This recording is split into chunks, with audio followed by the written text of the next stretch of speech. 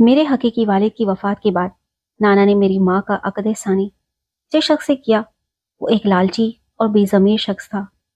نانا جان کی زندگی تک اس کا سلوک ہم سب سے ٹھیک رہا، لیکن ان کے مرتے ہی اس آدمی نے، جس کا نام مجیب خان تھا، اپنی فطرت دکھانی شروع کر دی۔ مجیب ابا کی اپنی کوئی اولاد نہ تھی، لہٰذا اسے میری ماں کے پہلے شوہر کے بچوں کو پالنا پڑا۔ میرے حقیقی والد ذاتی مکان اور کچھ اراضی چھوڑ گئے تھے، ہمارا خرچہ اسی جائیداد سے نکل آتا تھا۔ پھر بھی مجیب ابا کو ہم خار کی مانند بھٹکتے تھے۔ ہم 3 بہن بھائی تھے۔ جب حقیقی والد کی وفات ہوئی میں 2 برس کی اور دونوں بھائی مجھ سے کچھ بڑے تھے۔ میرے حقیقی والد کی زرعی اراضی کی پیداوار پر ابا کا گزارا تھا، تبھی وہ کوئی کام نہ کرتے تھے، کچھ کام ڈھونڈ لیتے اور تھوڑے عرصے بعد کام چھوڑ کر گھر پر بیٹھ جاتے تھے۔ ان کے دوست بھی اچھی صحبت کے نہ تھے۔ ابا کو انہوں نے چرس کی لت لگا دی تھی، لیکن اب کیا ہو سکتا تھا، میری ماں ایک شریف عورت تھی، ہر حال میں ان کو گزارا کرنا ہی تھا۔ میرے بھائیوں کو ماں نے اسکول میں داخل کرا دیا کہ بڑے ہو کر انہوں نے ہی گھر کا بوجھ اٹھانا تھا، لیکن ابا نے مجھے اسکول نہ جانے دیا۔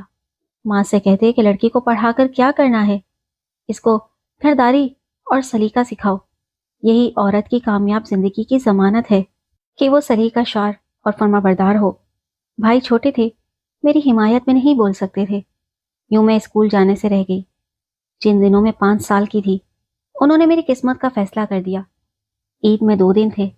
والد صاحب نے امی سے کہا، بخت بی بی، میں اپنے دوست کے پاس کسی کام سے جا رہا ہوں، کلثوم کے لیے عید کے کپڑے اور چوڑیاں لینی ہیں تو اسے تیار کر دو۔ میں اس کے لیے شہر سے ریڈی میڈ کپڑے، نئے جوتی اور چوڑیاں لیتا آؤں گا، اور بچی سیر بھی کر لے گی۔ ماں مجھ سے بہت پیار کرتی تھی، سوچا کہ عید کی شاپنگ سے میری بچی خوش ہو جائے گی، سیر بھی کر لے گی۔ انہوں نے مجھے نہلایا اور صاف ستھرے کپڑے پہنا کر تیار کر دیا۔ والد صاحب میری انگلی پکڑ کر گھر سے چل دیے۔ میں جو بخت بی بی کی بیٹی، بے بخت ہونے کو باپ کے ساتھ آنکھوں میں سیر سپاٹے کا خواب سجا کر گھر سے نکل آئی تھی۔ شہر جانے کے بجائے ابا ایک بیل گاڑی میں بیٹھ کر اگلے گاؤں آ گئے۔ یہ بیل گاڑی ہرے چنوں سے بھری ہوئی تھی اور گاؤں جا رہی تھی۔ تمام رستہ میں ہرے چنے کھاتی گئی، سفر کا بھی پتہ نہ چلا اور ہم گاؤں آ گئے۔ ابا نے دوست سے ملنے کا تو بہانہ کیا تھا، اصل میں وہ میرے بدلے اپنی شادی طے کر آیا تھا۔ اس کو نوعمر لڑکی سے شادی کا شوق تھا، جبکہ امی اس سے 5 برس بڑی اور 3 بچوں کی ماں تھی۔ ہوا یہ تھا کہ انہی دنوں ابا نے ایک شخص کی لڑکی کو دیکھا، وہ اس کے دل کو بھا گئی۔ یہ والد کا پرانا واقف کار تھا۔ میرے باپ نے اس سے کہا کہ تو مجھے اپنی لڑکی کا رشتہ دے دے، بدلے میں تیرے بیٹے کو اپنی بیٹی کا رشتہ دے دوں گا۔ چنانچہ مجھے میرا باپ اس کے گاؤں لے گیا، وہاں اس نے اپنا نکاح اس شخص کی بیٹی سے پڑھوایا اور میرا نکاح اپنے نئے سالے سے کرا دیا۔ سب کے سامنے یہ فیصلہ کیا گیا کہ میری رخصتی بالغ ہونے پر کر دی جائے گی۔ میرے والد نے جس لڑکی سے نکاح کیا اس کی رخصتی بھی چند ماہ بعد ہونا قرار پائی تھی۔ اس وقت میں اتنی کمسن تھی کہ مجھے علم نہ تھا کہ میری قسمت کا فیصلہ کر دیا گیا ہے، بلکہ میں تو وہاں موجود لوگوں کی گود میں بیٹھ رہی تھی۔ گھر واپس آنے سے پہلے محلے والوں میں سے کسی نے یہ خبر میری ماں کو دے دی۔ ان کو یقین نہ آیا، مگر جب والد نے گھر پہنچ کر اس خبر کی تصدیق کر دی تو وہ ہکا بکا رہ گئی۔ وہ تو ان پر اعتماد کرتی تھی اور سمجھتی تھی کہ میرا خاوند ہمیشہ میرا رہے گا، وہ تو کسی اور کا ہو چکا تھا۔ اس کی پیاری بیٹی کے بدلے میں اس کو سوکن مل رہی تھی۔ اس پر میری ماں بہت روئی۔ والد سے پوچھا کہ میرا قصور تو بتاؤ، اگر میری سوتن لانی تھی تو میری بیٹی ہی کے بدلے میں کیوں لائے ہو؟ یہ باتیں میری سمجھدار ہونے پر میری والدہ نے مجھے بتائیں۔ جب میں گھر پہنچی تو خوشی سے ماں کی گود میں چلی گئی۔ جس ہستی نے چند گھنٹوں پہلے مجھے خوشی خوشی تیار کیا تھا، وہ اب مجھے لپٹا کر رو رہی تھی۔ دن رات کا رونا اب میری ماں کا مقدر بن گیا تھا۔ 6 ماہ گزارنے کے بعد میرا باپ اپنی منکوہا کو رخصت کروا کر لے آیا۔ وہ دل کی بری نہیں تھی، لڑکی سی تھی۔ وہ خود اس شادی سے خوش نہ تھی، بدلے کی رسم کی بھیڑ چڑھ گئی تھی۔ اس نے اپنے غم کی پناہ میری ماں کی ہستی میں تلاش کی۔ ہاتھ جوڑ کر امی کو منا لیا کہ مجھ سے ناراض مت ہو، میں تو خود مجبور تھی، مجھے تو زبردستی اس کے پلے باندھا گیا ہے۔ 2 سال تک وہ میری ماں کے ساتھ رہی۔ بچے کی پیدائش پر وہ نوزائیدہ سمیت دنیا سے چل بسی۔ سوتن کی موت پر بھی میری ماں نے بہت آنسو بہائے، کیونکہ وہ ایک نیک دل لڑکی تھی اور میری ماں کو بہت سکھ پہنچاتی تھی. سارے گھر کا کام کرتی، امی کے کپڑے دھوتی، ان کے پیر تک دباتی تھی. سچ کہوں کہ ایسی نیک دل لڑکی میں نے کبھی نہ دیکھی تھی. جب میں سمجھدار ہو گئی تو سہیلیوں کے منہ سے اپنے خاوند کا نام سنا. میری سہیلیاں مجھے اس کے نام سے چھیڑتی تو میں آسمان کی وسعتوں میں پہنچ جاتی. ماں نے میرا جہیز بنانا شروع کر دیا تھا. میں 16 برس کی ہو گئی تو سسرال والوں نے رخصتی کا مطالبہ کر دیا. باپ نے ٹال مٹول سے کام لیا. کئی سال تک سسرال والے تقاضا کرتے رہے اور ابا انکار کرتے رہے. آخر وہ لوگ تنگ آ گئے. کہا کہ تم اپنی بیٹی کو رخصت کیوں نہیں کرتے، جبکہ وہ اب بڑی ہو گئی ہے. میں اپنی بیٹی کو رخصت نہیں کروں گا، وہ ابھی چھوٹی ہے.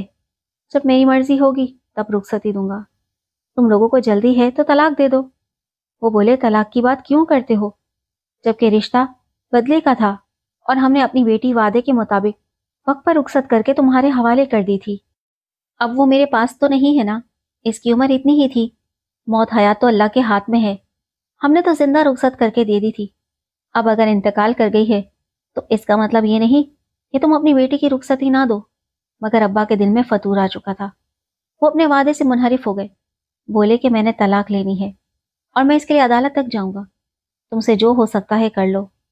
گاؤں کے لوگوں نے بھی سمجھایا کہ وہ شریف لوگ ہیں، تم بیٹی کا نکاح کر چکے ہو، اپنے وعدے سے مت پھرو. مگر والد نے موقف اختیار کیا کہ جب میری لڑکی 4-5 برس کی تھی تب نکاح ہوا تھا. حالانکہ اس عمر میں لڑکی کا نکاح نہیں ہوتا. اس کے بدلے والی جو میری گھر والی تھی وہ بھی مر گئی ہے. میرے پاس تو کچھ نہ رہا. اب اسی وجہ سے میں عدالت جاؤں گا. بہرحال ابا عدالت سے مجھے طلاق دلوانے میں کامیاب ہو گیا. کچھ عرصے بعد وہی کیا جو وہ چاہتا تھا. میرے بھائی عبدل کے نکاح کے بدلے کسی اور گھرانے میں بدلے کی رسم دہرا دی گئی اور میری بھابھی کے بھائی سے میرا نکاح کر دیا گیا. بھائی کی دلہن رخصت ہو کر گھر آ گئی. مگر اس دفعہ بھی میرے والد نے میری رخصتی نہ کی، بلکہ سسرال والوں سے 1 سال کی مہلت مانگ لی. بھابھی کا بھائی جس سے میرا عقد ثانی ہوا تھا کسی لڑکی کے عشق میں گرفتار تھا. اس نے مجھ سے صرف اس لیے نکاح کیا تھا کہ اس کی بہن کی شادی وٹے سٹے کے بغیر نہیں ہو سکتی تھی. ابا کو جب اس امر کا علم ہوا کہ وہ مجھ سے شادی نہیں کرنا چاہتا تو اس کو بڑی خوشی ہوئی. اس نے ماں سے کہا یہ اچھا ہوا، اب میں اس لڑکے سے کہتا ہوں کہ حق مہر کی آدھی رقم دے دو، ہم تم سے خلا لے لیتے ہیں. اس طرح تم اپنی پسند کی شادی کر لینا اور ہم اس رقم سے اپنی بیٹی کی کسی اور جگہ شادی کر دیں گے. جب میرے چچا نے یہ سنا تو کہا مجیب شرم کرو، بیٹی بکاؤ چیز نہیں ہوتی. تم لڑکے سے کیا بات کرنے چلے ہو، اس کے بزرگوں سے بات کرو جن کی مرضی سے رشتہ ہوا تھا. کیا دوبارہ خلا کے لیے بیٹی کو عدالت تک لے جاؤ گے؟ جو بات کرنی ہے کچہری میں جانے کے بجائے زبانی کلامی کر لو یا برادری کو ہمراہ لے لو. لیکن ابا کے دل میں تو لالچ نے گھر کر لیا تھا. انہوں نے کسی کی نہ مانی اور ان لوگوں سے جان بوجھ کر پھڈا کر کے طلاق کا مطالبہ کر دیا. میری ماں رونے لگی کہ اب میری بیٹی کو دوبارہ طلاق مت دلواؤ بلکہ خوشی خوشی رخصتی دے دو. اس پر ابا نے جوتا اٹھا کر میری ماں کو مارا تو وہ بیچاری سے سک کر چپ ہو گئی. ابا ایک بار پھر مجھے عدالت لے گیا. کچہری اور تحصیل کے چکر لگنے لگے. مجھے کہا عدالت میں یہ کہنا ہے اور یہ کہنا ہے، اور میں دعا کرتی کہ خدا کرے یہ باتیں مجھے منو ان یاد رہ جائیں، ورنہ وہ گھر آ کر میری کھال ادھیڑ ڈالیں گے. سال بھر کچہری کے چکر لگتے رہے. جس سے نکاح ہوا تھا اس نے عدالت میں بیان دیا کہ میں کسی سے عشق نہیں کرتا، کلثوم میری منکوہا ہے، میں اس کے ساتھ زندگی بسر کرنا چاہتا ہوں. لیکن میرا باپ ڈرا ڈرا کر وہی بیان دلواتا تھا جو وہ چاہتا تھا. بالآخر اس بار بھی مجھ کو خلا دلوانے میں کامیاب رہا. وہ میرے تیسرے نکاح کی تیاریاں کرنے لگا تو ماں نے کہا کلثوم تو خود سے کہہ دے کہ اب میں نکاح نہیں کروں گی، بس بہت ہو گیا. میں نے ابا سے جرأت کر کے کہہ دیا. وہ بولا بس بیٹی یہ آخری دفعہ ہے، تیرے دوسرے بھائی کا گھر بھی تو بسانا ہے، یہاں وٹے سٹے کے بغیر لڑکی کی شادی نہیں ہو سکتی. تیرے بدلے تیرے چھوٹے بھائی کا گھر بس جائے گا. میں اسی لیے ایسا کر رہا ہوں، ورنہ مجھے اور کیا لالچ ہے. ابا کے تیور دیکھ کر میں پھپھی کے گھر چلی گئی اور ان کو تمام احوال بتا کر کہا کہ عمر بھر کنواری رہ لوں گی مگر یہ بار بار نکاح والا کھیل اب نہیں کر سکتی. وہ بیچاری سوچ میں پڑ گئی کہ کیا کرے. 2 دن بھی نہ گزرے تھے میرا باپ پھپھی کے گھر چند لوگوں کے ہمراہ آ گیا، ساتھ گاؤں کا مولوی بھی تھا. یہ سب میرا نکاح پڑھانے آئے تھے. کسی کو میرے رونے دھونے کی پرواہ نہ تھی. انہوں نے زبردستی میرے نکاح نامے پر انگوٹھے لگوائے اور چلے گئے۔ ابا نے پھپھی کو دھمکایا کہ نکاح ہو گیا ہے، میں اس کا دماغ درست کر لوں تو آپ ہی مان جائے گی، کچھ دن ٹھہر کر میں اس کی رخصتی کر دوں گا۔ خدا کی کرنی، نکاح کے تیسرے روز میری ماں فوت ہو گئی۔ میری سگی پھپھی ہمارے گھر آئیں اور چند روز میرے ساتھ رہیں۔ انہوں نے میرے بھائیوں سے کہا کہ تمہارا باپ بے غیرتی پر اتر آیا ہے، تمہارے گھر آباد ہے مگر اس کا اپنا گھر خالی ہو گیا ہے، ابھی تیسری شادی ضرور کرے گا، لہٰذا تم کلثوم بیوی کو جلد از جلد رخصت کرنے کی کرو، ورنہ یہ پھر اس کو طلاق دلوا کر اس کے ذریعے اپنی شادی کا سامان کرے گا۔ یہ بات 16 آنے صحیح تھی، سو بھائیوں نے میری نگرانی شروع کر دی۔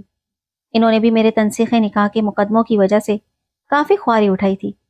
بڑے بھائی کے سسرال والے اب تک ناراض تھے، یہ تو بھابھی نے ہمت کی اور اپنا گھر نہ ٹوٹنے دیا، ورنہ ابا تو اس کی بھی طلاق کروانے پر تلے ہوئے تھے۔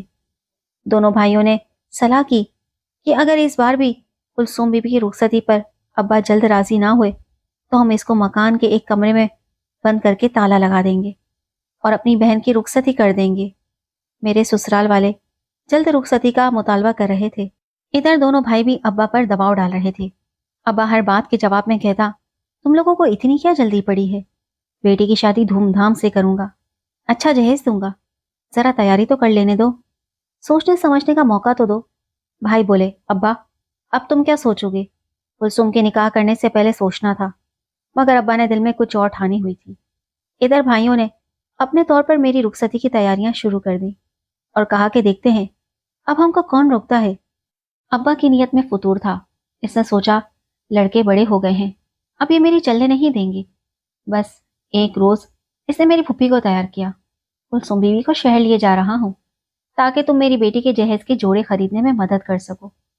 پھپھی ان کی باتوں میں آ گئی کہ چلو اب کسی طور اپنے گھر کی ہوگی۔ بھائیوں کو ان پر اعتبار تھا، سو منع نہ کیا اور میں پھپھی کے ساتھ ان کے گھر چلی گئی۔ وہاں ابا پہلے سے موجود تھا، وہ ہمیں لے کر بازار آیا، وہاں پھپھی کو ایک واقف کے گھر بٹھا دیا اور کہا تم ٹانگ سے لنگڑی ہو، بازار میں رش ہے، وہاں کہاں چل سکتی ہو، میں کلثوم کو اپنے دوست کی بیوی کے ساتھ لے جاتا ہوں، یہ اپنی پسند کے جوڑے خرید لے گی۔ پھپھی بیچاری ہانفتے کانپتی رہ گئی اور ابا مجھے بازار لے آیا، چند جوڑے دلوائے، پھر اس عورت کو جس کو وہ دوست کی بیوی کہہ رہا تھا گھر بھیج دیا کہ پھپھی کو کہنا وہ گھر چلی جائے، ہمیں خریداری میں دیر لگے گی، میں کلثوم کو لے کر ان کے گھر آ جاؤں گا۔ بازار میں ایک سفید رنگ کی ویگن تیار کھڑی تھی، ابا نے مجھے اس میں بٹھا دیا، خود آگے کہیں جا کر اتر گیا اور میں اس میں بیٹھی رہ گئی۔ میں سمجھی وہ پانی پینے اترا ہے، حسرت سے باپ کو ڈھونڈتی رہ گئی۔ دراصل اس نے ان لوگوں سے 8 لاکھ روپے کھڑے کیے اور رقم جیب میں ڈال کر چلا گیا۔ پھپھی جب گاؤں پہنچی تو رو پیٹ رہی تھی۔ ابا نے اس کو سمجھا دیا تھا کہ کہنا کہ کلثوم میرے گھر آئی اور تھوڑی دیر بعد ہی باہر چلی گئی، وہ کسی کے ساتھ بھاگ گئی ہے، ہر ایک سے یہی کہنا ورنہ تیری جان نکال دوں گا۔ پھپھی ابا کے ڈر سے ہر ایک سے یہی کہتی تھی کہ وہ کسی کے ساتھ بھاگ گئی ہے۔ بھائی اس بات پر یقین نہیں کرتے تھے، مگر وہ کلہاڑی مارتے تو کس کو مارتے۔ پھپھی بیچاری بوڑھی اور ابا گھر پر تھا ہی نہیں، نہ جانے کدھر غائب تھا۔ ادھر سسرال والوں کو بھی کچھ کہنا تھا۔ اس بار طلاق کا کیس آسان نہ تھا، وہ ان سے کہتے ابا کسی کام سے پشاور گئے ہیں، آ جائے تو بات کرتے ہیں۔ وہ خون کے گھونٹ پی کر خاموش ہو بیٹھے۔ ابا کراچی چلا گیا، وہاں ایک 16 سالہ بنگالن چھوکری کو خرید کر اس سے نکاح کر لیا اور کراچی میں ہی رہنے لگا۔ ان دنوں کراچی میں بنگالی لڑکیوں کی خرید و فروخت کا کاروبار زوروں پر تھا، جن کو ان کے دلال بنگال سے اسمگل کر کے گردہ فروشی کرتے تھے۔ ویگن والے مجھے کوئٹہ لے آئے، یہاں پہاڑی علاقے کے آدمی نے مجھ سے نکاح کر لیا۔ میں نے بہت کہا کہ میرا نکاح ہو چکا ہے اور نکاح پر نکاح جائز نہیں، لیکن ان لوگوں کو میری کوئی بات سمجھ میں نہ آئی۔ انہوں نے مجھے خریدا تھا، سو میں ان کی باندھی تھی۔ ادھر میرے باپ نے میرے نئے سسرال والوں کے ساتھ مل کر تھانے جا کر اپنے کچھ مخالفوں کے نام میرے اغوا کا پرچہ درج کروا دیا۔ ادھر میں پہاڑوں میں 6 سال قید رہی۔ ان دنوں کا کیا حال لکھوں کہ زمین کانپ اٹھے، کیسے کیسے عذاب وہاں سہے۔ ہم بے شک امیر نہ تھے، مگر تھوڑی سی زرعی اراضی سے اتنا اناج و روپیہ آ جاتا تھا کہ پیٹ بھر کر سکون کی روٹی کھا کر سو جاتے تھے، مگر یہاں تو جوار کی سوکھی روٹی کے سوا کچھ نہ تھا۔ बे आबो गया काले देव जैसे पहाड़, इन पहाड़ों में ऐसे लोग रहते थे जो बरसों नहीं नहाते थे। 6 माह में एक बार नहा लेते। इनके जिस्मों से ऐसी बू आती थी कि मुझे उबकाई आ जाती थी। रफ्ता रफ्ता मैं इसकी आदी हो गई, क्योंकि मेरे से भी अब वैसी ही बू आती थी। मैं भी महीनों नहाने को तरसती थी। रूखी सूखी रोटी प्याज और भेड़ के दूध की लस्सी से निवाले निकलते मेरे हल्क में छाले पड़ जाते थे। यहाँ कोई औरत बीमार हो जाती तो वो मर जाती, मगर इसे इलाज को ना ले जाते थे। यहाँ की जिंदगी कितनी कठिन थी। मैंने सोच लिया वापस जाने की उम्मीद बेकार है। अब यहीं जीना है और मरना है। अब्बा को बदुआएं देती थी, जिसने बुढ़ापे में नई दुल्हन का अरमान पूरा करने के लिए मुझे भेज दिया था। खुदा चाहता है कि इंसान इसकी रहमतों से मायूस ना हो। 6 साल बाद जब मैं बिल्कुल मायूस हो चुकी थी, एक बार मुझे पहाड़ से शहर के अस्पताल जाने का मौका मिला, जहां मेरे शौहर की बीमार माँ को अस्पताल में दाखिल कराया गया था। इसके गुर्दे का ऑपरेशन होना था। इत्तेफाक से मुझे नर्स से अकेले में बात करने का मौका मिल गया। मैंने इससे मिन्नत की कि तुम किसी तरह इस पते पर मेरे भाइयों को इत्ला कर दो, आकर मुझे यहाँ से ले जाएं। वो रहमदिल लड़की थी। इसने घर जाकर अपने बाप को बताया। इसका बाप उसी वक्त मेरे भाइयों के पास चला गया और मेरा पैगाम उनको दिया। वो इसके साथ शहर आए और फौरन डीसी साहब से मिले। वो मेरा निकाहनामा भी साथ लाए थे। इस तरह उन्होंने मुझे बरामद कराकर मेरे भाइयों के हवाले किया और मुझे जालिमों के चुंगल से रिहाई दिलाई। अब्बा का पता चला कि वो कराची में एक ट्रैफिक हादसे में इंतकाल कर चुके हैं। अब कौन इनका बाल पीका कर सकता था। ये एक हैरान कुन वाकया ही था कि मैं दोबारा अपने घर वापस आ गई। जब मैं घर पहुंची, मेरी हालत बुरी थी। औरतें मुझे देखने आई थी और अफसोस करती थी। इनसे भाइयों ने यही कहा था कि इस शहर में बाजार की भीड़ में गुम हो गई थी और वालिद से बिछड़कर रास्ता भूल गई थी। जिन लोगों से रास्ता पूछा वो इसे उठा कर ले गए थे। ये उनके जंगल में थी। फर्क ये था कि उन्होंने इसे जबरी मुशक्कत नहीं ली, बल्कि खात्मा बनाकर रखा। ये मामला मेरे भाइयों ने मेरे ससुराल में जाकर बताया। वो लोग मुझे देखने आए और मेरी हालत देखकर यकीन आ गया। उन्होंने हमको माफ कर दिया। तलाक तो वो दे ही चुके थे और जिससे निकाह हुआ था इसने भी शादी कर ली थी। इसके बाद मैं भाई भाभीियों के साथ रहने लगी। भतीजे भतीजियां मुझसे प्यार करने लगे। मुझको एक नई जिंदगी मिल गई। सच शुक्र कि मैं इन रिश्तों के दरमियान अपनों में हूँ। इनकी मौजूदगी में खुद को तही दामन नहीं समझती।